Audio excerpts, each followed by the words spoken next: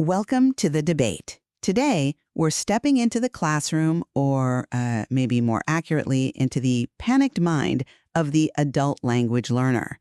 We are dissecting the pedagogy of acquisition and specifically asking how an intelligent adult moves from knowing about a language to actually speaking it without, well, falling apart.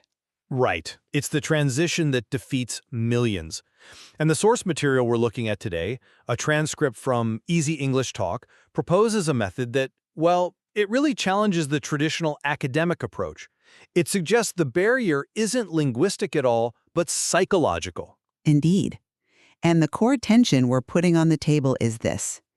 Is the fluency-first approach, the one that prioritizes flow, confidence, and suppressing your inhibitions, is that the most effective path to mastery? Or does prioritizing courage over correctness risk fossilizing errors and just promoting broken, albeit confident communication? To put it bluntly, are we teaching people to speak English, or are we just teaching them to be loud and incorrect? I see why you'd frame it that way, but let me set up the debate. I'll be representing the position from the source material, that psychological barriers, fear and perfectionism specifically, are the main obstacles. The source argues that fluency is fundamentally about flow, and that communication has to come before correction. If you wait until you're perfect to speak, you will stay silent forever. And I will take the skeptic's view. While I absolutely acknowledge you need confidence, I'll argue that the source's dismissal of grammatical precision, labeling it overthinking, is, frankly, dangerous advice.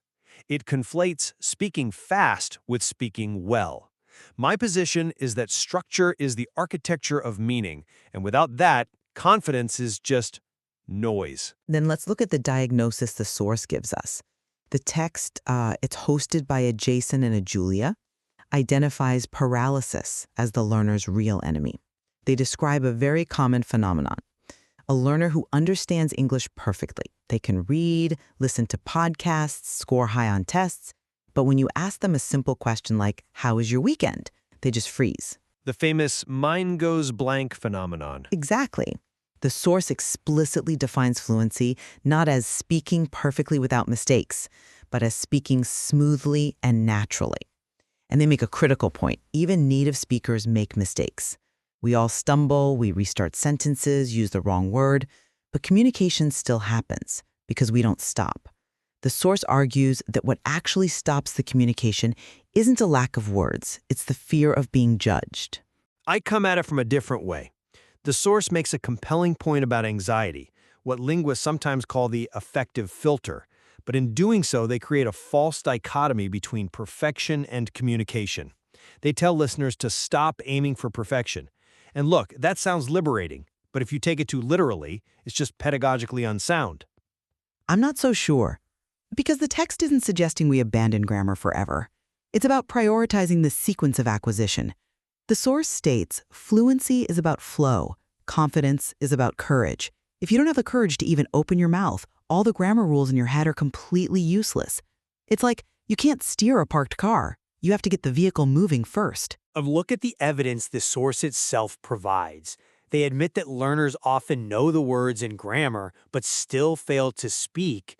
To me, that proves that grammar is foundational, not secondary. The learner has the tools, they just lack the execution. But the source's solution is to tell them to ignore the rules that govern the whole language. They list overthinking grammar as a barrier. I'd argue grammar is the map. And if you throw away the map because you're afraid of getting lost, you aren't flowing, you're just drifting. And that brings us to our first core area of debate, the psychology of fear versus the reality of confidence. The source describes this confidence problem in really visceral terms: sweaty hands, heart racing, the mind going blank. Jason shares a personal story about being terrified to speak as a kid. This isn't just being nervous, this is a physiological hijack. Which creates a sympathetic bond, sure. But sympathy isn't a strategy. It's not just sympathy, it's a biological intervention. I would argue that no amount of grammatical study is going to help if your amygdala is screaming danger. The source suggests that an accepting mistakes mindset is a necessary tool just to break the silence. They even suggest physical things, standing tall, smiling. They call it body language, but it's essentially biohacking your own confidence to bypass that fear response. I'm sorry, but I just don't buy that as a linguistic strategy. I agree the fear is real, but the source's solution, confidence is about taking action despite fear. It risks creating unearned confidence. They suggest we should celebrate every small win. And why shouldn't we?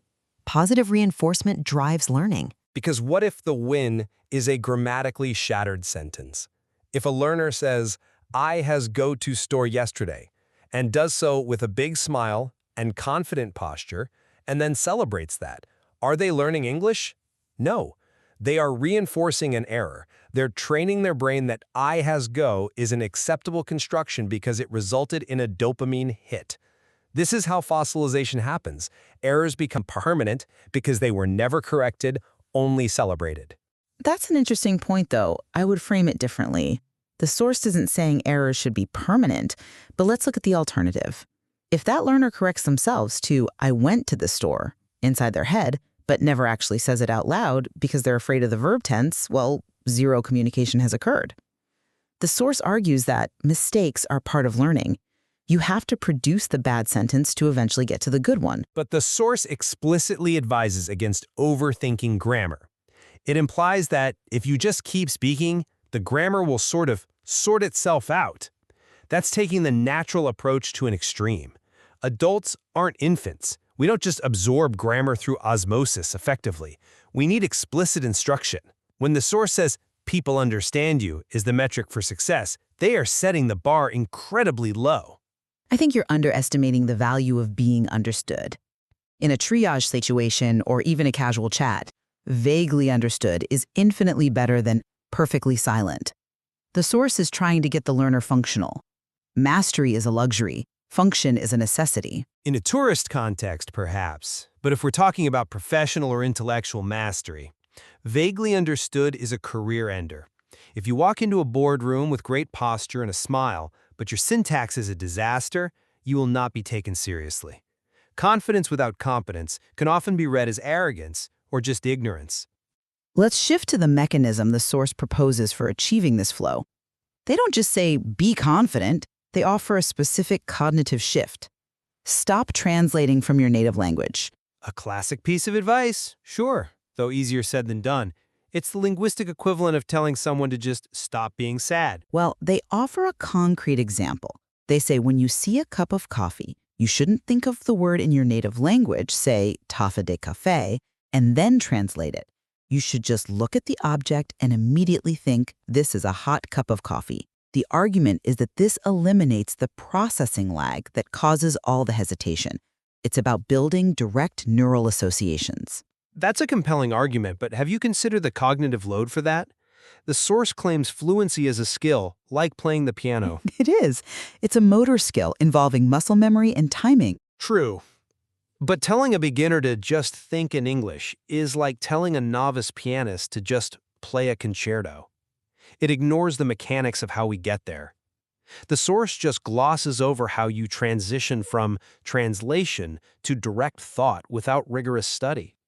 I mean, if I don't know the word for steam, I literally can't think this is a hot cup of coffee in English.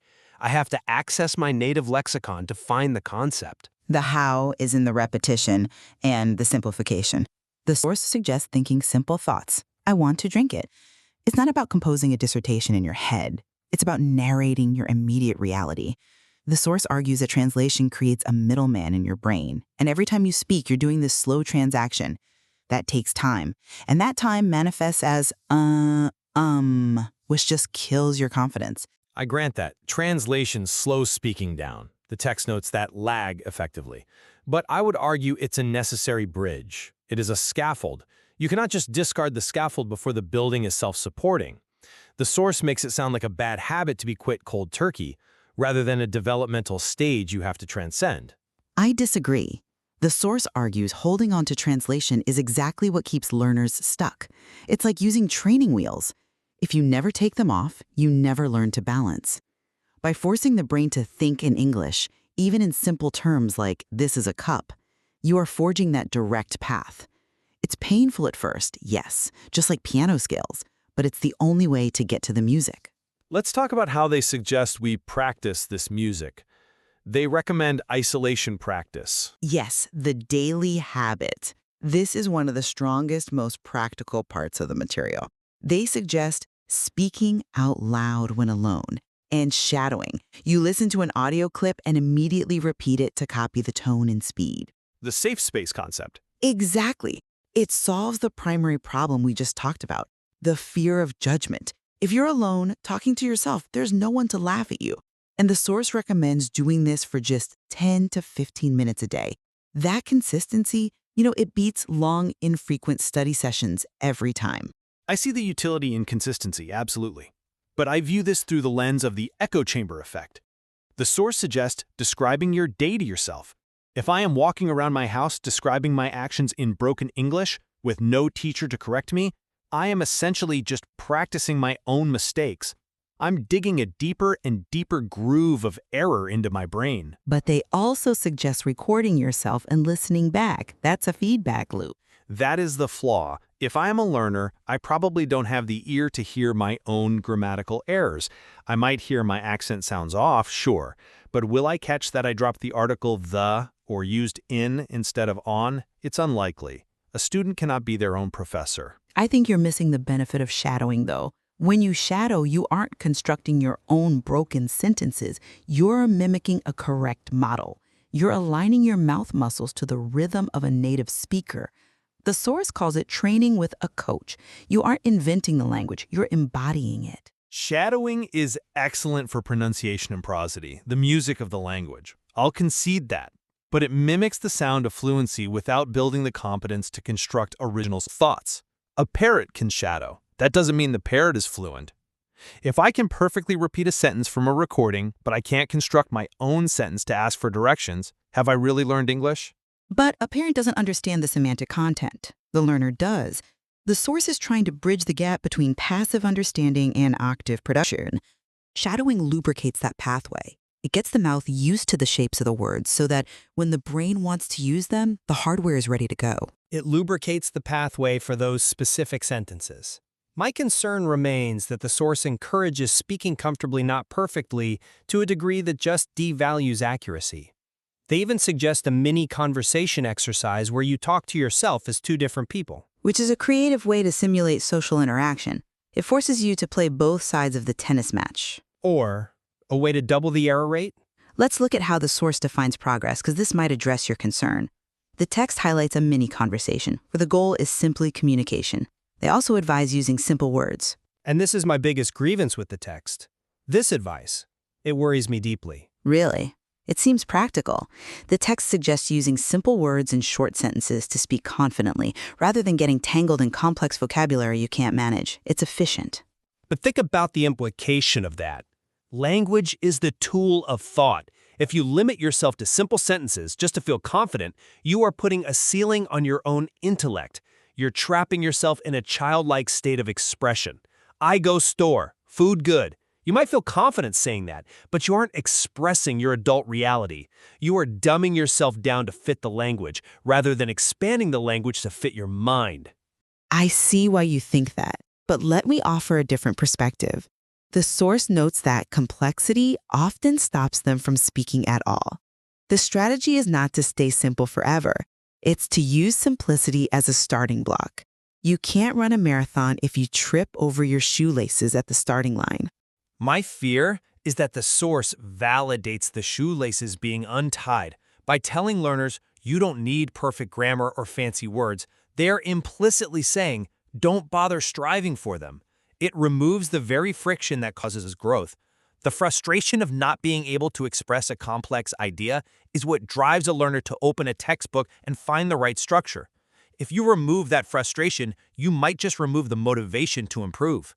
No, I think they're saying don't wait for them. There is a massive difference. The source explicitly says fluency is built step by step. You start with simple, confident execution, and you build complexity on top of that momentum. If you wait until you can speak complex paragraphs before you open your mouth, you'll be silent forever. Momentum is key. A rolling stone gathers no moss, but a rolling learner gathers vocabulary. I suppose it comes down to what we value more, the immediate reduction of anxiety or the long-term acquisition of accurate structure. The source is heavily weighted toward the former. Because the latter is impossible without the former. That is the core stance here. You cannot build a house if you are too afraid to even step onto the construction site. And I would argue that without a blueprint, which is grammar, you aren't building a house. You're just piling up bricks. As we wrap this up, I want to summarize the perspective offered by the source material.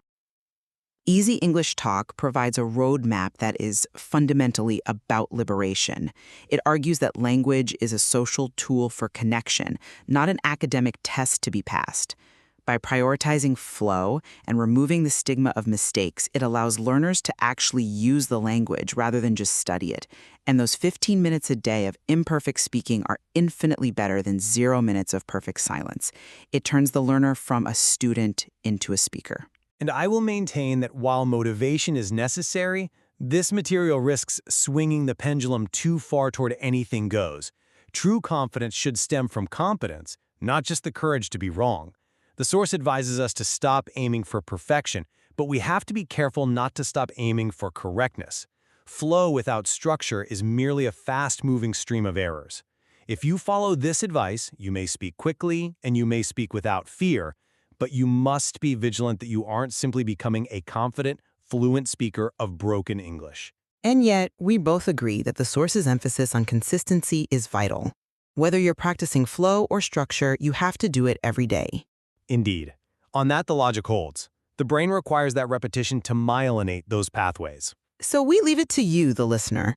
Is it better to speak broken English bravely today, or wait for a perfect English that may never come? Or perhaps, can you find the middle path? Speaking bravely while tirelessly working to ensure that what you say is actually worth hearing. That is the question. Thank you for joining us on The Debate. Until next time.